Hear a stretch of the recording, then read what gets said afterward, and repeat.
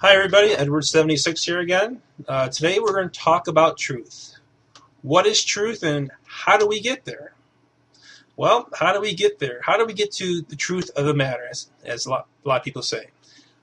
First you start by asking questions within yourself, and you can ask questions outside of yourself. Say, hey, what do you think about this? And to give a different perspective. But in the end, the truth of the matter comes back to you. The truth is within you, and you just got to find that. You got to find out what resonates with you. Now, what you believe to be true today may change tomorrow. So keep that in mind, because as we are growing and expanding as people, our truths change, our reality changes, our world changes. So, give you a prime example of this. Slavery, not just in the United States, but there's been slavery all across time and across the ages in all parts of the world. But I'll use the United States as a perspective because it's a pretty good point what I'm trying to make. At one time in this country, slavery was accepted. But as people's truths change and people's beliefs change, they're like, hey, slavery is wrong. We got to change slavery. So hence we had the Civil War. Lincoln, was pushing for abolishment of slavery, and you had the Civil War and the North versus the South, and everybody knows how that all turned out. We abolished slavery. The people were able to own property and be their own person, and that was all abolished, keeping people as property. So that's an illustration of how truths and beliefs changed. Okay, because when people believed that, hey, it was our right to have to do what we want to other people, and if we wanted to have servants or slaves, I mean, that was the mentality of that time. Now, not to get too off track here, we still have somewhat similar mentality today in the world today, but I just wanted to illustrate how truths and beliefs change in a period of time. Okay. Truths will, the truth will set you free, that's for sure. And by gleaning new experiences and new ways of life, your reality changes, your truth changes.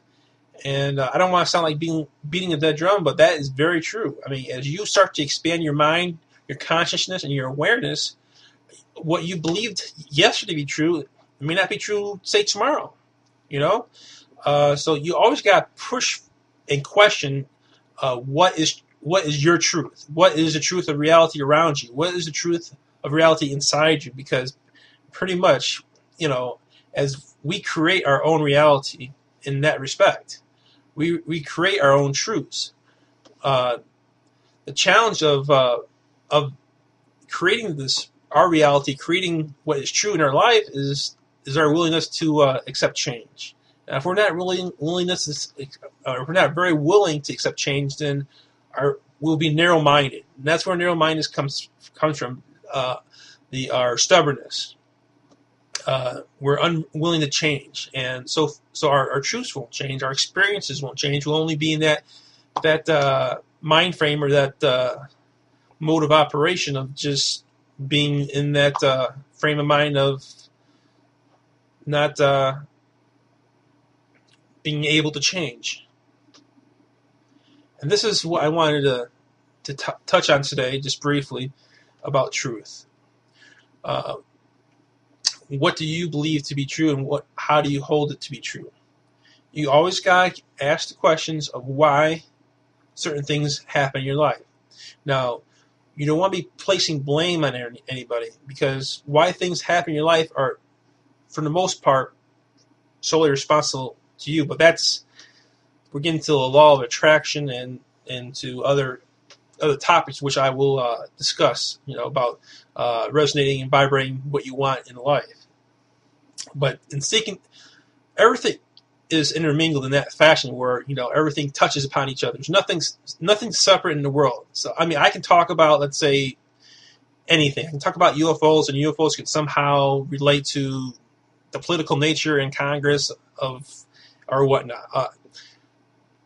There's nothing in this world that that isn't interconnected. And for me, that's my truth. Others may not believe that there's, well, how can you connect UFOs and what the inner workings of Congress? How is there any correlation there? But the people just will see what they will want to believe. And in some cases, they're right. In some cases, they're wrong.